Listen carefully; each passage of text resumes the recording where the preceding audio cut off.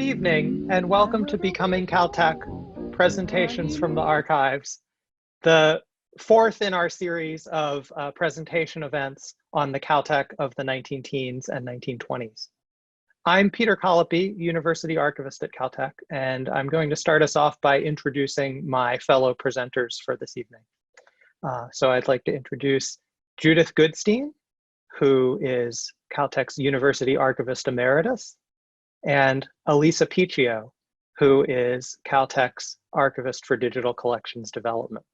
The three of us will each be sharing with you some of the history of the early Caltech, and we'll get a few different facets this evening, beginning with our agenda of the three presentations that you'll have the opportunity to hear. In addition to these three presentations, we'll also have an opportunity for questions and answers at the end of the event. Our presentations this evening are dedicated to Patrick Kincaid, who was a volunteer with the Caltech Archives for the last couple of years, who passed away earlier in 2020, and who was particularly interested in the history of physics and astronomy. So we regret that he can't be here to participate with us in this particular event. We know he would have had a lot to discuss about it, and we miss him. I'm going to be beginning with the first of our presentations, and then we'll move on to my co-panelists. And my topic is From High Volts to High Energy Physics. Last year, Caltech rededicated a building on its campus following a major renovation. The Alfred P. Sloan Laboratory for Mathematics and Physics became the Ronald and Maxine Lind Hall of Mathematics and Physics.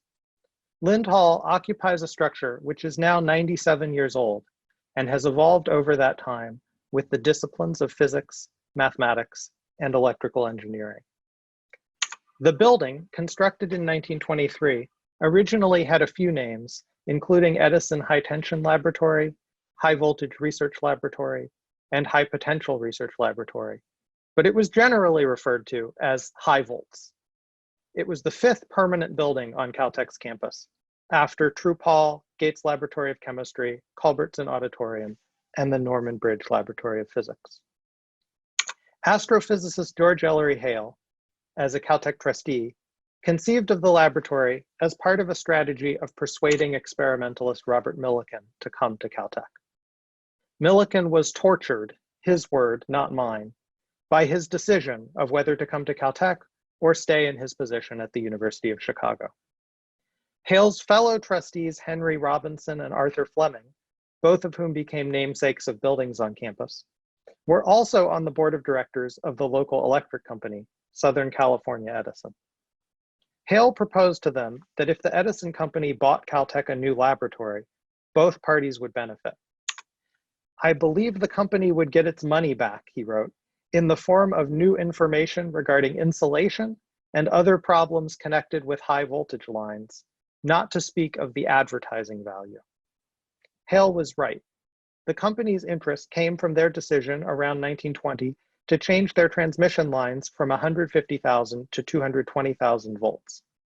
Such lines and the associated insulators, transformers, circuit breakers, and other equipment would need to be able to withstand a massive surge if they were struck by lightning. So the Edison company wanted to conduct research at 1,000,000 volts, a higher voltage than could be reliably produced by any existing American laboratory. The lab cost $140,000, of which Edison paid $105,000. The design of high volts was also a collaboration.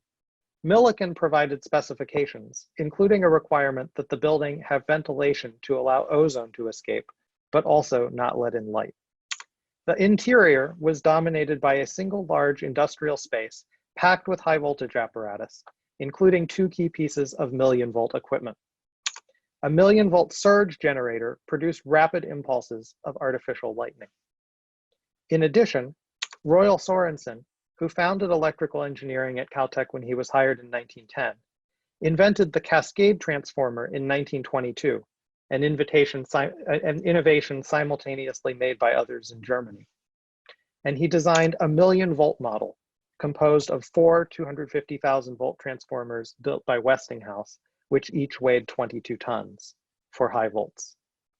It stepped an externally supplied 15,000 volts up to 1,000,000 volts of continuous current. Edison engineers designed a steel frame, the second constructed in Pasadena, and prominent architect Bertram Goodhue designed the exterior, which used a diamond pattern to provide texture in the absence of windows. The similarly prominent architectural sculptor Lee Lowry produced a relief over the entry, which conveyed the high voltage research performed within. Sorensen regularly gave a public lecture and demonstration on high voltage electricity, with the latter portion taking place in high volts. And this is the flyer for that event from the 1930 to 1931 academic year, with a list of some of the electrical phenomena to be demonstrated. In 1949, so sometime later, Engineering and Science, Caltech's research magazine, reported that the demonstration proved to have its usual strong draw this year when, on a rainy Friday evening, almost 1,000 people stormed Eastbridge. Professor Sorensen obligingly gave his lecture twice, and the lab ran off 3 demonstrations, while a special police detail coped with the crush. In his oral history with the Caltech archives, Caltech chemistry professor John Roberts recalls visiting Caltech as a teenager for these demonstrations.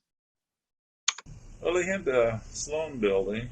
At that time had no windows in it, and it was deep down inside, and basement-like thing with no floors, and it was just a great big room. And they had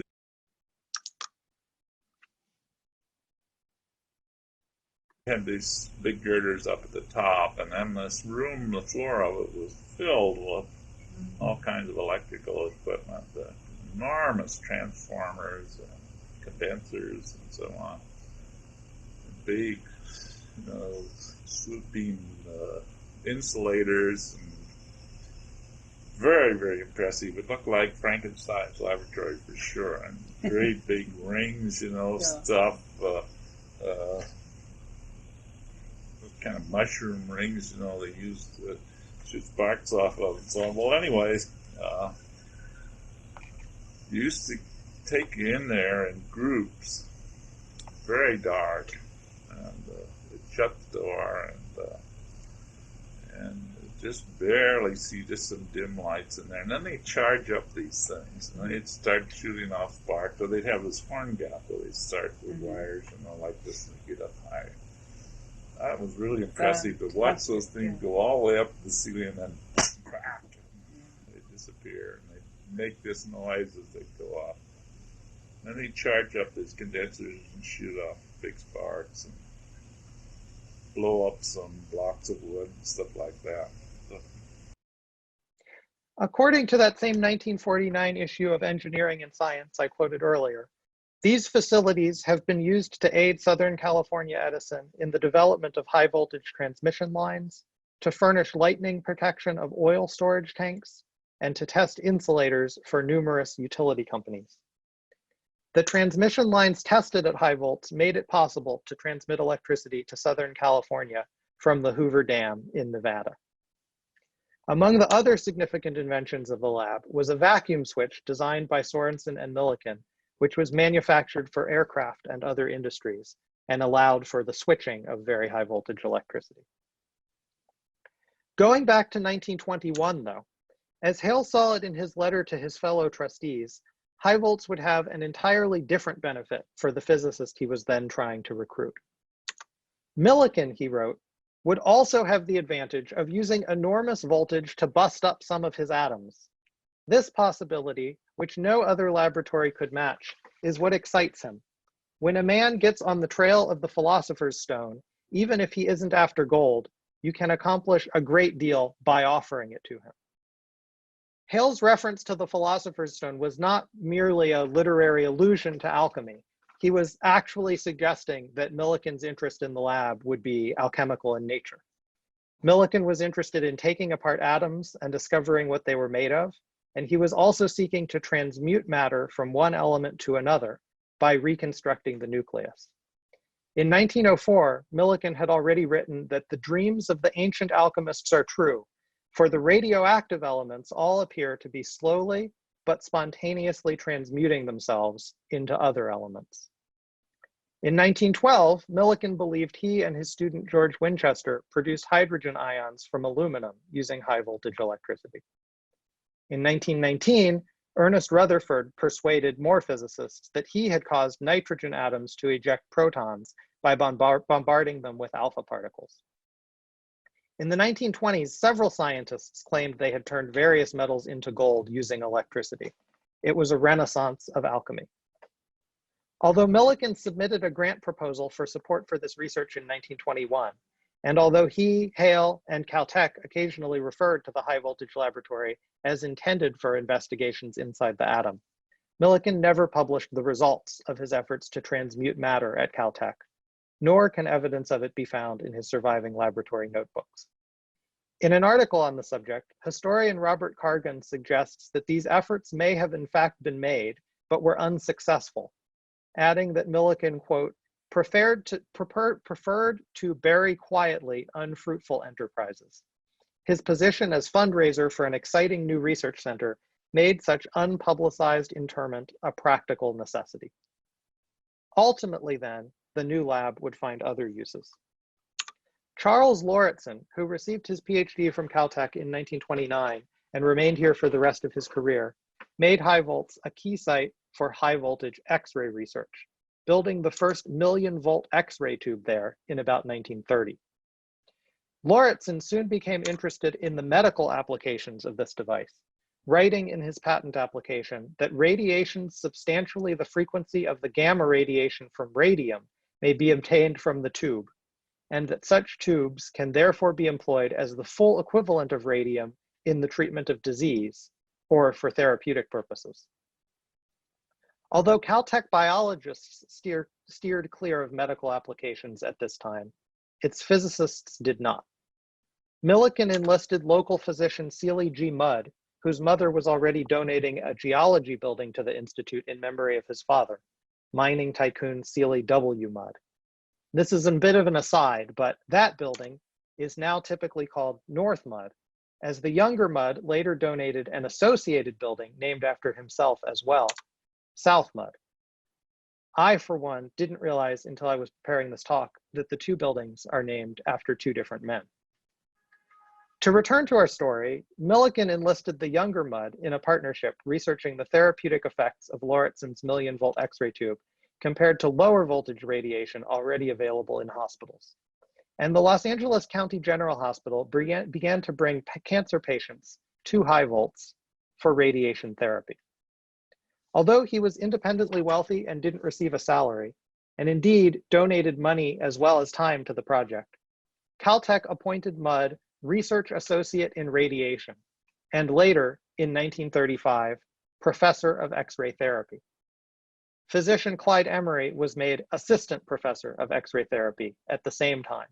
I don't think that those titles have been used again since by Caltech. Caltech's medical physics research was so active in the 1930s that it became one of the main reasons for the Institute to construct a new building, Kellogg Radiation Laboratory, in 1932. Meanwhile, Lauritsen's students, funded by their work maintaining X-ray tubes for radiation therapy, began modifying high volts equipment for nuclear physics, making Millikan's vision of deconstructing the atom there a reality. H. Richard Crane, for example, produced neutrons by ion beam for the first time in the early 1930s. The transmutation of the elements, now an accomplished fact, wrote Millikan to their funder W.K. Kellogg, plus artificial radioactivity, plus neutron beams, all three effects produced by Lauritsen tubes, plus the manifold uses of ultra-short wireless waves, therapeutic and otherwise, open up endless opportunities. As with many research programs, radiation therapy came to an end at Caltech when funders, not only Kellogg, but also the National Academy of Sciences National Cancer Advisory Council and the Child's Foundation, decided to stop funding it. In the early 1940s, Kellogg was dramatically repurposed for research on rocketry as the US prepared to enter World War II.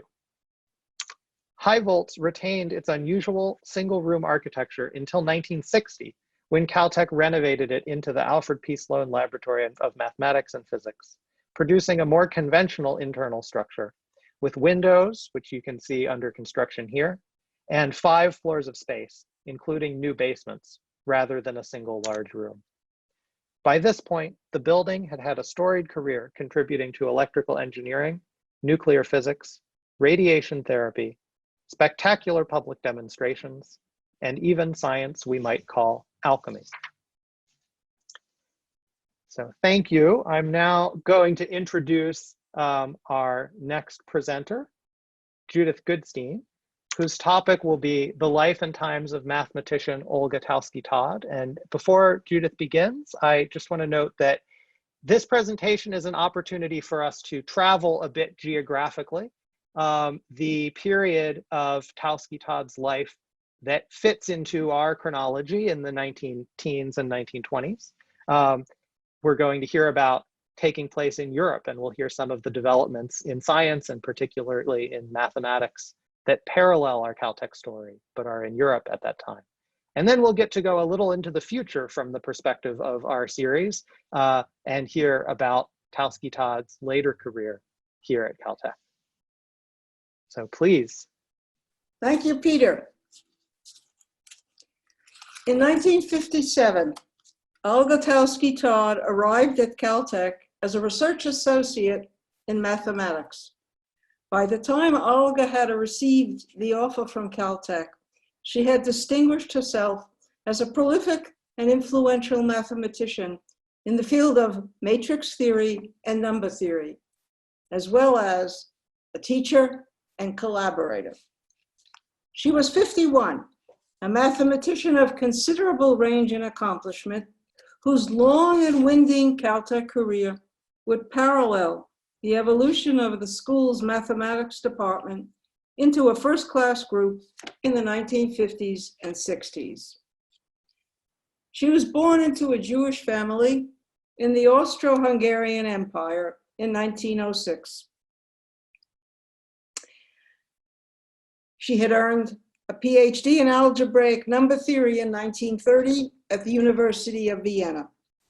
She'd worked as an editor of David Hilbert's collected works, and she'd spent the 1934-35 academic year at Bryn Mawr College near Philadelphia with the world-class German mathematician Emmy Noether. When Noether died in 1935, Oswald Veblen, one of America's leading differential geometers, told colleagues, that Olga, in his words, had, and I quote, some claims on the female championship. Olga would later spend time at the University of Cambridge and the University of London, where she met and married fellow mathematician John Todd. None of her professional accomplishments prompted either the mathematics department or the institute itself to hire Olga Taussky as a professor. That designation was reserved for her husband. Olga, as his wife, became a research associate, a hiring practice that, in the laconic words of a colleague, quote, was usual at the time. While Caltech's administration declared her, quote, the leading living woman mathematician in the world, they showed little interest in promoting Olga to the same professional rank enjoyed by her husband, who was a professor and a numerical analyst at the Institute.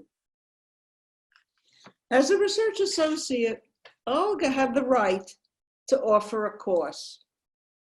Still largely an all-male school in 1957, women had only been admitted to graduate standing in 1953. Olga, in fact, was the first woman to receive a formal Caltech teaching position. So in department photographs of 57, you see the math department. And when Olga joined the following year, she came to stand in the first row. After that, however, she was missing from the group photos, perhaps because she wasn't a professor. Opposition to women undergraduates would end in 1970 with the admission of the first co-ed class. A year later, after waiting almost 15 years Olga Taussky-Todd finally became professor of mathematics. In 1977, 5 years later, having reached 70, then Caltech's mandatory retirement age, she became professor emeritus. Looking back on her initial appointment as research associate later, Olga said with exquisite understatement, quote, "This appointment created a difficult situation for me," end quote. Certainly one that persisted until she was close to retirement. Olga usually shied away from opportunities to talk about herself. In retirement, however, she opened up a bit. In a panel discussion on women in American mathematics, she remarked, and I quote, "At any time, a mathematician's life is not an easy one, and mine began at a particularly critical time in history," end quote. In fact, Olga had a hard life, and it started early. In 1909, when she was 3, the family moved to Vienna, the capital city of Austria-Hungary's Emperor Franz Joseph, and a flourishing center of Jewish life and culture. Her mother was a homemaker. Her father, a self-taught industrial chemist, and the owner of a factory in Moravia that made margarine.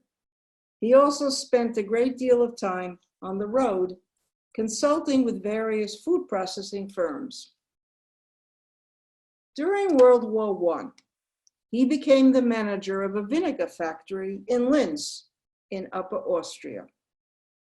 Once again, the family packed up their belongings and settled down in a house on the edge of the city. Olga was happy to leave Vienna, where she recalled, "We were often near starvation." In 1921, she entered the Cornerschule Linz, a private girls' high school, whose demanding classical curriculum included 8 hours of Latin a week. She found the mathematics taught there boring. As she recalled years later, quote, "I would have given a lot could I have interchanged 8 hours per week of Latin for the same amount of any branch of science or mathematics." Although she had not gone looking for it, mathematics had found her. Her father died in 1925. During her last year in high school, this happened. At that point, the vinegar factory quickly offered Olga a full-time job as controller in the plant. Instead, Olga doubled her tutoring schedule and enrolled that fall at the University of Vienna. As she later recalled, quote, "I see myself then a worn-out looking young woman, dressed shabbily, but determined to make a go of it." That August, as if to emphasize her determination, Olga opened a small, brand new diary, turned to the first blank page, and wrote in a neat German handwriting, "Mit Gott," in English, "with God," a much used expression in Austria and other German-speaking countries. When Olga returned to post-war Vienna in 1925, Austria, like its capital, had undergone a stunning transformation. The Habsburg monarchy had ended. The country had become a republic. And Vienna's city government, under the leadership of the Social Democrats, had introduced a wide range of programs intended to improve the lot of the city's working class. On the other hand, in the predominantly Catholic countryside, the right-leaning Christian Social Party held sway. In 1927, the mounting tensions between the two political parties and their respective private armies came to a head. That July, a mob of city workers, outraged by a judicial verdict they regarded as tainted and unjust, marched on Vienna's Palace of Justice and set it on fire. The police fired on the crowds, killing 80 workers. It was an ominous sign of things to come. In her freshman year, Olga took mathematician Philip Furtwängler's one-semester introduction to number theory. A popular lecturer, Furtwängler's lectures attracted a crowd of students, among them the logician Kurt Gödel. Gödel, who had entered the university 1 year earlier, planning to major in physics. Furtwängler's elegant lectures on class field theory led him to major in mathematics instead. Olga also participated as a freshman in a seminar on the philosophy of mathematics under the direction of the philosopher Maurice Schlick. Her friendship with Kurt Gödel, another member of the seminar, dates from this period. Eventually, she quit that seminar, as well as her attendance in the Vienna Circle, Schlick's exclusive band of logical positivists. However, as she later confessed, quote, "Had I realized what Gödel would achieve later, namely a proof of the existence of undecidable mathematical statements, I would not have run away." In her second year, Furtwängler offered a seminar in algebraic number theory. It met twice a week, and, as she later reported, even included some of his work in class field theory. Furtwängler was an expert on Hilbert's classic report on algebraic number fields, which was commissioned by the German Mathematical Society and issued in 1897. Hilbert's report would go on to become required reading for anybody who wanted to master the theory of algebraic numbers. In 1902, Hilbert formulated and published 10 conjectures on class field theory, which Furtwängler and others set out to prove. In fact, by 1907, most of them had been proved by Olga's teacher, Philip Furtwängler. 2 decades later, Furtwängler would prove one more theorem, and in the process would uncover a thesis topic for Olga. At the end of her sophomore year, Olga asked Furtwängler if she could do a thesis in number theory under his supervision. He told Olga that her thesis would instead be in class field theory, which was a new and complex and little understood branch of mathematics. Although Olga did not appreciate it at the time, Furtwängler launched her career by leading her to a very interesting and deep field of mathematics, instead of directing her to a topic in, say, elementary number theory. But instead of handing her a topic immediately, as Olga had expected, Furtwängler made her wait a whole year. Nor did he provide any explanation. Then in late summer 1928, Furtwängler settled the principal ideal theorem, conjectured by Hilbert.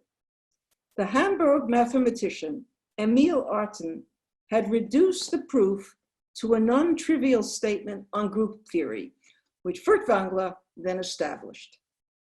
This was Furtwängler's most important achievement, although the mathematical community, according to Olga, quote, was not very grateful and considered his proof as ugly.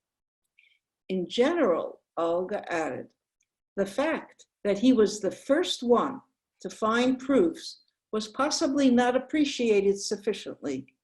At least this is what Furtwängler expressed to me personally. I felt there was admiration between Hilbert and Furtwängler, but no love, coming or going. Although Furtwängler now had plenty of thesis topics available, Olga intensely disliked the problem he handed her, which involved even and odd prime numbers. While there are infinitely many primes, the number 2 is the only even prime, being divisible by 2. All other primes are therefore odd. Without telling Olga what he had done, Furtwängler had shown the principal ideal theorem for the prime 2. Only then did he ask Olga to generalize the principal ideal theorem for odd p's, starting with p equals 3. After considerable difficulty, Olga did prove the theorem for 3, and then later for all odd primes. Earlier, when Walther Meyer, a junior member of the department, asked how her thesis was progressing, she replied that it wasn't. Furtwängler shared his proof with her only after she had completed her dissertation. Meyer replied, "Remember that you are not married to Furtwängler," perhaps thinking to sign Olga up as one of his own thesis students. However, Meyer, who was later to become Einstein's mathematical assistant, was a differential geometer, and Olga was, as she would later put it, married to number theory, but not necessarily class fields. Nevertheless, as one of her Caltech postdocs, the Canadian number theorist Hershey Kiselewski wrote in his assessment of her mathematical legacy, quote, "The prospect of contributing at the frontiers of class field theory sparked in Olga a deep interest in this problem, which lasted her entire career." Olga's thesis, successfully defended in March 1930, was her ticket to the University of Göttingen the following year, a destination for ambitious mathematicians since the time of Gauss.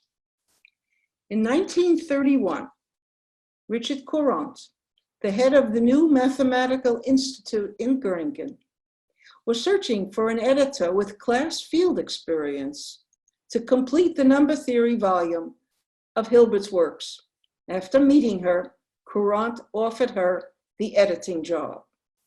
When the project ended in 1932, Courant advised her not to plan, in the current political climate, on an academic post in Germany. As a Jew, Courant himself would be forced out of Göttingen in 1933, following Hitler's rise to power. At Göttingen, one of the first to welcome Olga had been Emmy Noether, the famed abstract algebraicist. Noether's career at Göttingen included serving as Hilbert's assistant in 1916. If you look very closely at the pictures, right beside Emmy, crunched in, standing sideways, is Olga.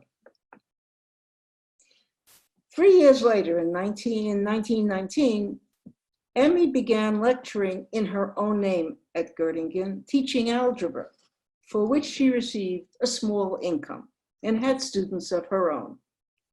Although she had held the rank of professor when she taught in Moscow in the late 1920s, the level of her academic career at Göttingen remained that of professor without tenure. Noether, who came from a Jewish family, was among the first to be suspended by Hitler's government in April 1933. She and Olga, who had offices in the same building, were apparently the only women on the math faculty. Olga liked actual numbers. Emmy, Olga once said, liked only abstract things on the whole. And so she scolded me frequently when my proofs for number theoretical facts were too computational. These scoldings did not deter Olga from accepting a one-year scholarship for the 1934-1935 academic year at Bryn Mawr College, where Noether, who taught there, held a Rockefeller Fellowship. The Foreign Women's Scholarship, which Olga held, required her to pay tuition, which must have been a bitter pill to swallow for the ambitious young mathematician who had won her doctorate 4 years earlier. Olga had apparently hoped a job with tenure might materialize in the United States, a futile expectation, as it turned out. When Olga arrived at Caltech in 1957, she recalled that she was, in her own words, the first woman to teach in this real men's place. This is just an example, I think, of what Olga meant when she said, a real men's place. All the other divisional pictures of faculty look more or less like this photo. Eager to connect with math graduate students, Olga began her teaching career at Caltech, offering courses in various advanced subjects, including abstract algebra, topics in numerical analysis, matrix theory, and algebraic number theory. As she told the campus interviewer, while I was not required to teach as a research associate, I did. She added, during my years here, I taught every year until I had to retire. Of her 14 PhD students, 2 were women. 1 joined the faculty at Swarthmore, and 1 began teaching at Cal State Northridge.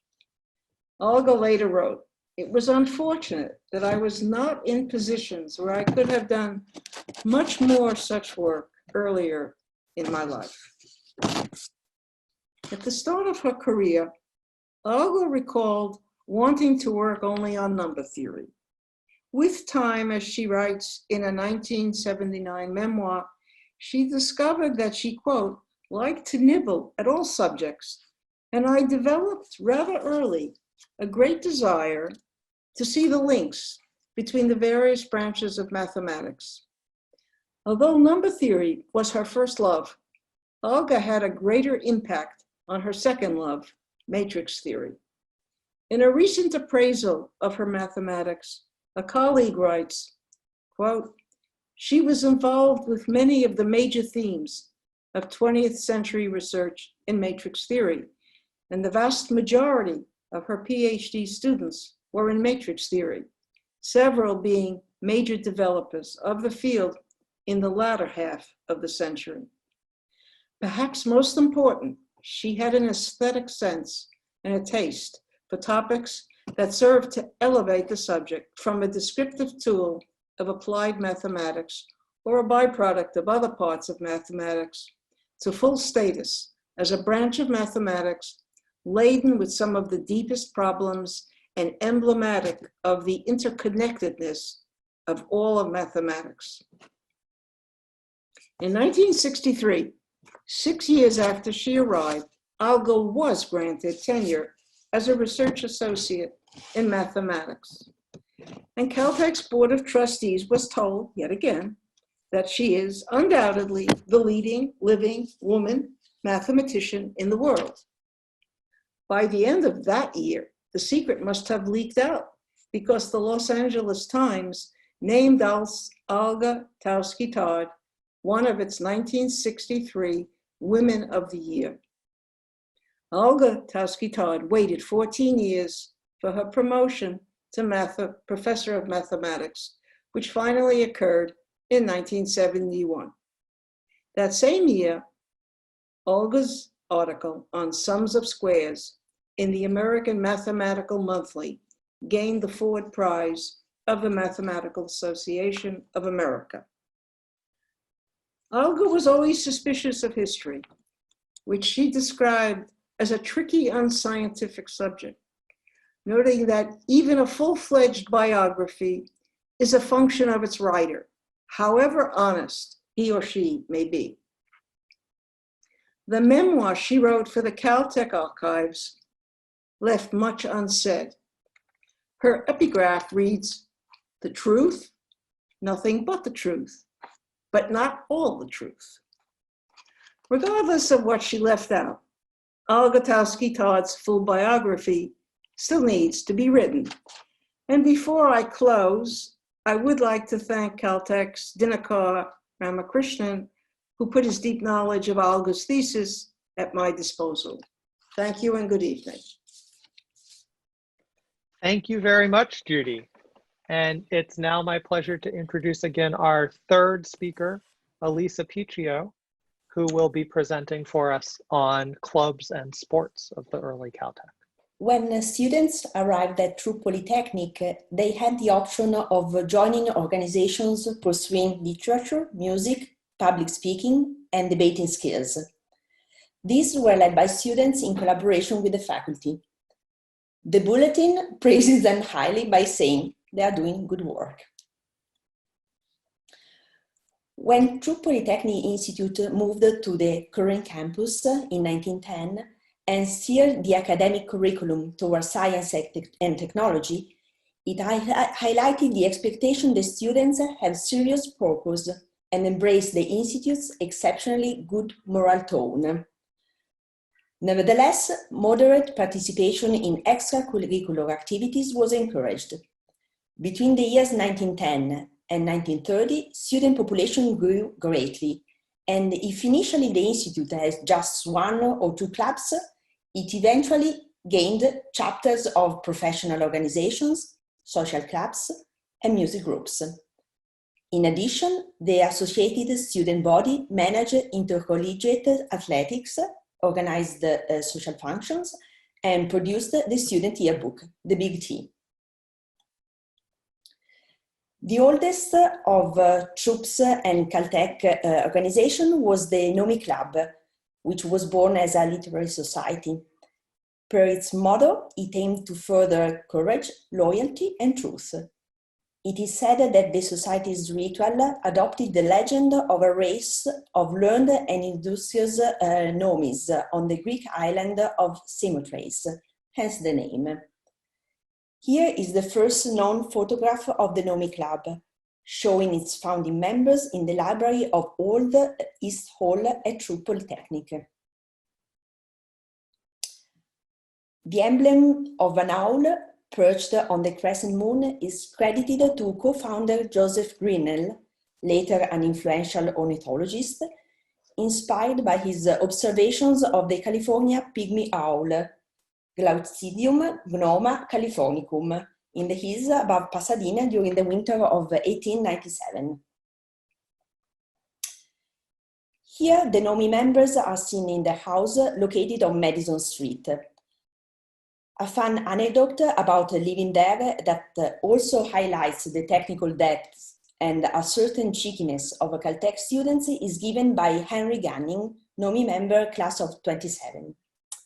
He reported, quote, "At a business session, President Combs presiding, our treasurer reported that the light bill was getting out of hand and that we should start studying more by daylight and turn the lights off earlier. Frank Vigan responded, 'Keep on studying at night, fellows. I'll take care of the light bill.' We didn't realize, and Frank forgot, that he had reversed the wires at the light meter. Within a few weeks, a city investigator discovered the trick and arrived at the house after the records showed that the city owed the NOMI Club money." As I mentioned, the number of social groups grew over the year. 4 more fraternities were created in 1914, in 1921 too, and 1925. And here is the list of all 5. They all kept houses close to campus. Things changed in 1931 though, when the Institute started providing on-campus housing for undergraduates. This resulted in the demise of nearly all of the fraternities. The NOMI Club was the only group to survive, and at the time it transformed itself into an alumni organization. It is still alive today, and it's open to all members of the Caltech community. While fraternities lasted, initiation rights had often a scientific twist. As reported by the Pasadena Star News in the 1920s, one night the Pasadena police stopped a few men that they thought were behaving suspiciously on the Colorado Street Bridge. They found out, though, that they were measuring the exterior of the bridge with a short ruler as part of their pledge for the Pharaoh's fraternity. Together with the NOMI, the Glee Club was one of the regional clubs at Troop Polytechnic. The club then continued to Troop College of Technology and to Caltech, and is still active today. The club's repertoire included popular songs of the time, but also the more unusual Fun with Electricity feature in the program shown here. The Glee Club grew steadily, and in 1923, it was assigned to the supervision of the student body with the other musical organization. It was very active, performing at local functions, neighboring schools, traveling to other colleges, and of course, supporting every year the commencement exercises with the orchestra. Student interest was high, and in 1924, 50 students competed for 22 singing positions. A member of both the Glee Club and the NOMI Club was Frank Capra, shown here, who later became an award-winning film director. 1921 saw the creation of a mandolin club. The members, however, had so little time to practice that they did not appear in any concerts. Instead, they were able to enjoy hikes to the mountains over the weekend, when mandolins, guitars, and banjos would be played around the campfire. Clubs were born and died based on the interest of the student in residence, which could be fleeting. It appears that the mandolin club succumbed to this fate soon thereafter.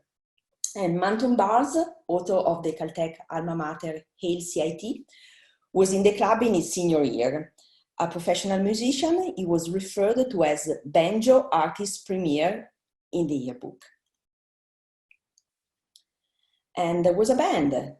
It appeared in many varieties of concerts and performances, including football and baseball games, as well as Friday morning assemblies. In 1923, the military band became a student body organization.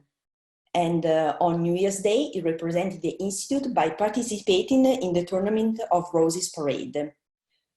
Proceeds from the concerts and the parade were used to purchase new non-military uniforms in white. Since early on, the Institute hosted student branches of many professional societies where members gathered to discuss papers and technical developments and to hear invited speakers. Here are some of them pictured with their distinctive props.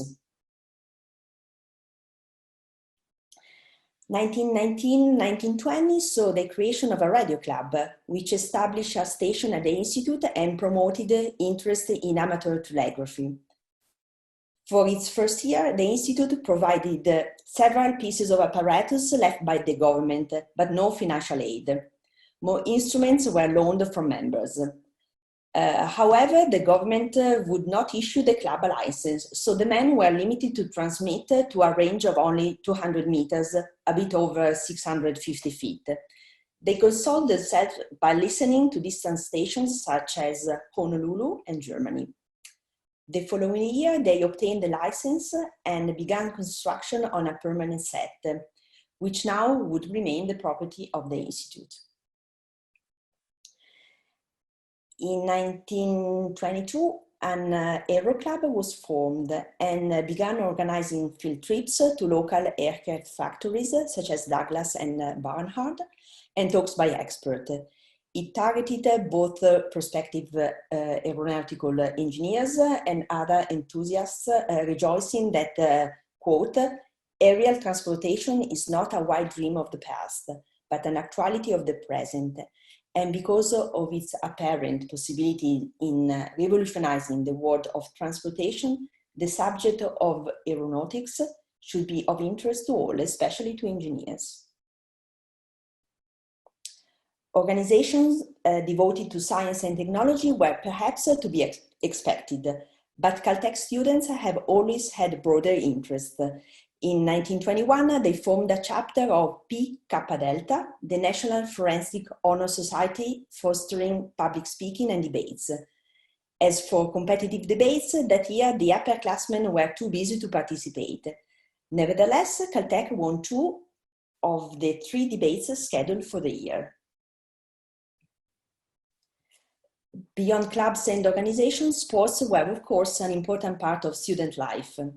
TU Polytechnic had a full program of physical education and sports, and, quote, encouragement, end quote, was given to athletics.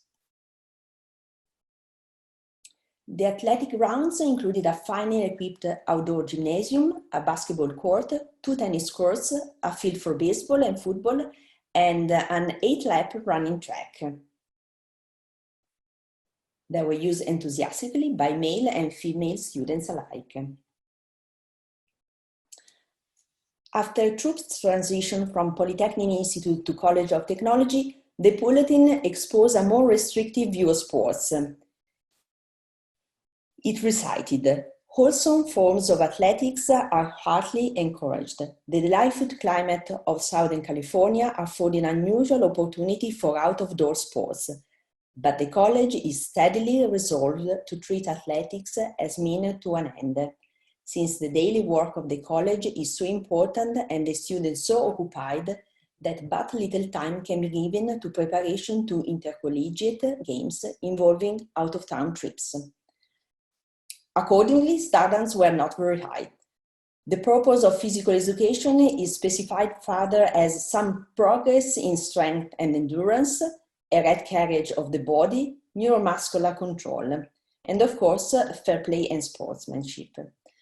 Nevertheless, students delighted in the feats of the Institute's theme, even if the yearbooks lamented the non-athletic type of men which tech draws to its doors. Caltech's bulletin boasted that the Institute's athletic field approached those of the largest university in, quote, size, perfection and accommodation, end quote, but still no indoor gym, and we see the consequence of that omission. Here is a view south of California Avenue, then California Street, showing tennis courts, running track, and baseball fields. Caltech football games were played at Tournament Park, which hosted also the popular East versus West football game on New Year's Day. Here we see Ohio State versus Berkeley on January 1st, 1921. Note Troop Hall and Gates Laboratory of Chemistry in the background. Football, quote, the greatest of all college sports and the backbone of college spirit and loyalty, end quote, recites the big T, was always a highlight of students' life. Caltech's team were known as the Caltech Engineers, and their feats occupied a large part of the yearbook. The program had begun in 1893 and continued for a century until 1993.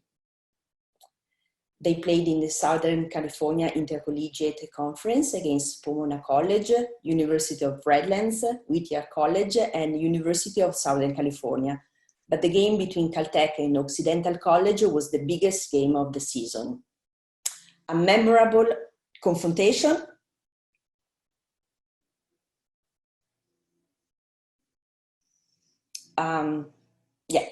A memorable confrontation between the two teams happened in November 1923 in the recently dedicated Rose Bowl. The yearbook chronicles the first quarter did not go well for the Beavers, with the players on edge, and at halftime neither team had scored. At the beginning of the fourth period, the Beavers began to show some real football, and the game ended 13-6. The Big T called it the greatest game in the history of football at Caltech, since for the first time the engineers succeeded in defeating their old enemy at football. The Big T's retrospective calendar notes for the day of the game, quote, coach finds that lucky penny, Oxy knocked for a row. We never will forget it. Tex put out a special sport edition, end quote. The turning point for Caltech athletics had come after 1920, when coach William Fox Stanton arrived as a football coach and later became physical director, giving the program a great impetus. His specialties were football and track, and he coached Caltech for 21 years. The Big T praises him as, quote, a man for whom the members of his team will fight to the last. By instilling his wonderful personality into the men in his personal contact with them on the field, he has built up teams at Caltech in the last 4 years far superior to any the college ever had before, end quote. Here's a dynamically shaped program of the 1928 football season of the Caltech team, also known as the Beavers. The ingenious animal was introduced as the mascot of the Caltech athletic teams in October of 1921. A less dignified but still popular activity was pushball, played during football games at halftime. The pushball was a 6-foot diameter round lead ball, often compared to an overgrown soccer ball. Played 8 men or more on a team, the object was to push, carry, roll, toss, or by some other means, move the ball across the opponent's goal line.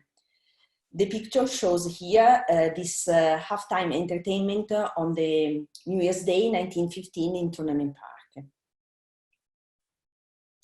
As I mentioned, Fox Stanton coached also track and had the habit, quote, of developing track stars from a very little amount of material, end quote. Since year after year, in the columns of the yearbook, it seems the announcement that the stars of the past track season have decided that theirs was not to be an engineering profession and have abandoned the, quote, adobe of Apollo for other realms, end quote. And yet, he ended every season with, and I quote, a squad of track mutilators that would do credit to any college in the conference. The 1922 team shown here was a strong one, but the season was disappointing because of injuries and inclement weather. Stanson's theory was indeed that track athletes are developed and not born. A notable example was Glenn Graham, class of 1926, who started vaulting as a Caltech freshman. His newly developed skills took him to the Olympic Games of Paris in 1924, where he was a silver medalist while still an undergraduate. He continued his career as captain of the 1926 squad. In minor sports, all other than football, baseball, and track, Caltech teams had ups and downs. The basketball team suffered from the lack of their own indoor gym. They had to practice at night at the elementary school and played home games at the Pasadena YMCA. Because of this, the 1921 team, shown here, ended in 4th place in the conference, although the yearbook points out that the Beavers lost most games by very narrow margins. And in 1922, the tennis team came within an ace of winning the conference championship. But by 1924, all of its talented players had graduated, so the team had to make do with inexperienced players. Of course, athletes need encouragement and support. Before cheerleaders, we had yellers.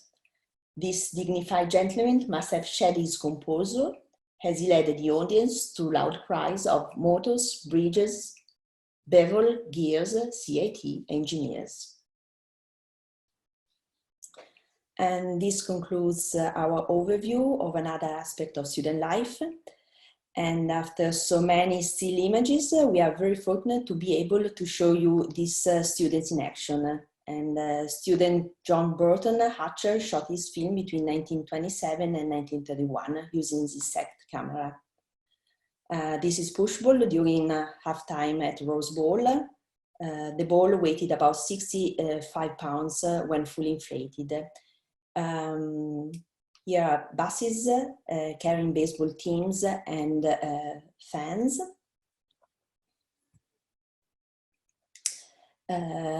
Baseball game at Tournament Park.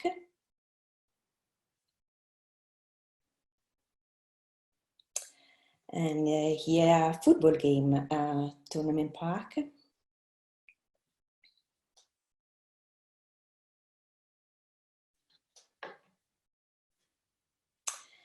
and several football games played at the Rose Bowl.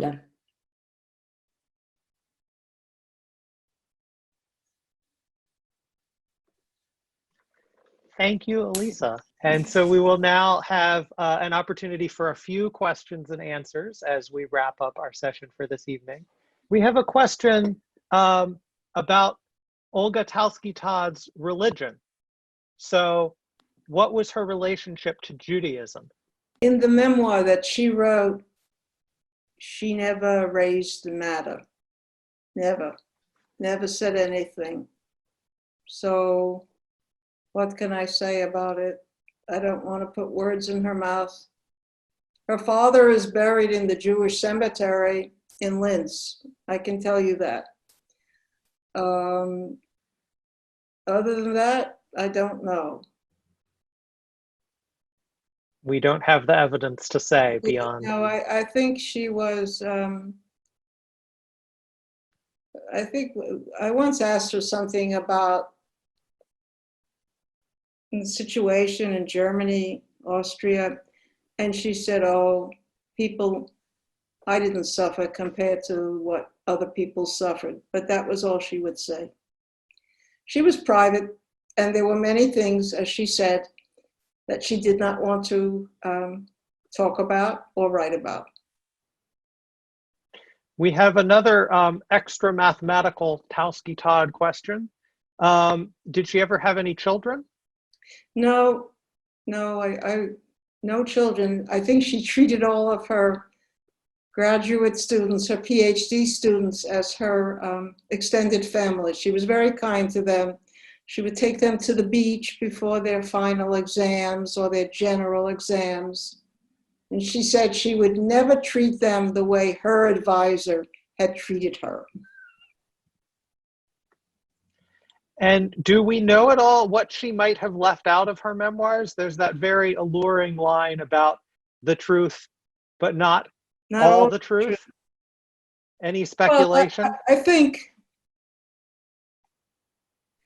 she was asked later in life something about her career, and she said, well, what was really hard, there were two things. One was being Jewish and the other was being a woman, but she didn't really elaborate on that. But you understand from her European upbringing and experience what the first matter was about. And you just look at her experience at Caltech. Look how long it took her to become a professor. Those are the, she would say quite often that she was free with her help, you know, when other colleagues would raise problems, what they were working on, and she saw a solution or a way forward, she would suggest it. And then she didn't always get acknowledged. She noticed that. Or else they buried the acknowledgement in the middle of the paper where you wouldn't see it. She was very sensitive to that. I think it was difficult when she said, you know, a mathematician's life is never easy, and mine certainly wasn't. I think what she also said is that for all that, she would never have done anything else. It's mathematics that kept her alive and kept her spirits up. We have a couple more questions about Olga. One is, how was it that her advisor treated her, which made her want to treat her own students differently? He found a proof for the conjecture that had been put forward by Hilbert. And then he gave her a thesis problem based on that, but he didn't tell her what he had solved. Only after she did her thesis, finished her dissertation, did he tell her what he had done. Maybe he was testing her. It's not as if he thought she was a poor student. She resented that she wasn't given a thesis in number theory because she knew she could have polished that off quickly and gotten a job. And she said that was important to get a job. And she looked at all the other students that Furtwängler had, and he gave them all number theory problems. He gave her a class field theory problem, the hardest thing he could give her. But she also succeeded. And she felt that he was secretive. She would never have, of course, in this country, we tend to pick our own dissertation topics, I think, at least in history, that's true. I'm not so sure in mathematics, you might come up with your own dissertation topic, or your advisor might help you. But there it was a given that the advisor would assign the dissertation topic. And she felt that she treated her students fairly. She was open with them. And she expected them to come once a week and talk to her, even if they hadn't accomplished anything. They had to come. Then she would make them hot chocolate. She had a little 2-burner hot plate. So to, I guess, make them feel at ease. And she kept up correspondence with many of her graduate students after they went off and found jobs. Hot chocolate is an important part of Caltech history. We know that Noyes also was enthusiastic about hot chocolate. I know. I was wondering why you didn't show us the recipe. Yes. I think we often do. We have another question about whether Taussky was the only female student of Furtwängler at the time, or the only Jewish student. As to the ethnic background of his other students, I don't know. I suppose if you looked in the archives of the math department at the University of Vienna, you might be able to answer that question. But I think there were other women students. I don't think she was the only one, but that's a conjecture. I'm not sure. She never talks about that. And we have one final question, which is that there was once a very wonderful painting. We'll do 2 more. There was once a very wonderful painting of John and Olga. Do we know what happened to it? And I certainly know a wonderful painting of Olga, but of the couple. Yes, it burned. There was a fire in the summer house of the artist, and it burned. But there are photos of it, but the original no longer exists. There is an original oil painting of Olga in the archives that was done by the mother of P.P. Ewald in 1939. And I think there's a picture of that on the Caltech photo archives.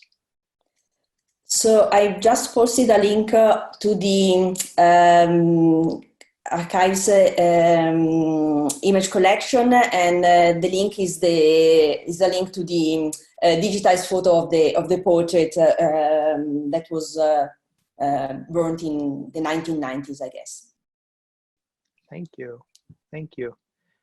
We have two questions for Elisa, and then we'll wrap up. One is, what was the push ball made of? Do we know? Leather. And we got one more. So I think these are quick questions. We'll cover them. Did our audience hear correctly that USC was in the SCIAC conference in the 1920s? That's what the yearbook says. Yes. So that's quite a change in the sort of standing of USC athletics in the time since. Absolutely. And then finally, from folks who were on campus in the 1970s, they're familiar with inter-house athletics and other social events. Were there similar activities in the earlier period that we're dealing with? So the houses were built in the 1931. Before there was the old dorm where students lived. It was on campus. It was behind the troop hall, and they had there they had dances. Yes, they did have other activities and organized by several groups. Nothing specific comes to mind. But the dorm dance were the highlight of the year. Barnes usually played with his orchestra there, so Manton Barnes. Thank you. I guess after the houses were built on campus, there were more occasion for inter-houses activities. Absolutely. So I would like to wrap up by thanking all of our attendees for joining us, and those of you who asked questions for your wonderful questions. I'd like to thank our academic media technology staff for making this possible and facilitating all the technology and all the process. And I'd like to thank my fellow panelists, Judy and Elisa, for your wonderful presentations and giving us a chance to learn more aspects of the history of Caltech. I'll look forward to seeing many of you here in the audience again in 2 weeks when we do the next in this series. Please feel free also, if you haven't seen the previous ones, to find those listed on the Caltech Library website and on Caltech's YouTube channel. Any last words from my fellow presenters as we wrap up? Thank you, everybody. Thank you. Have a good evening.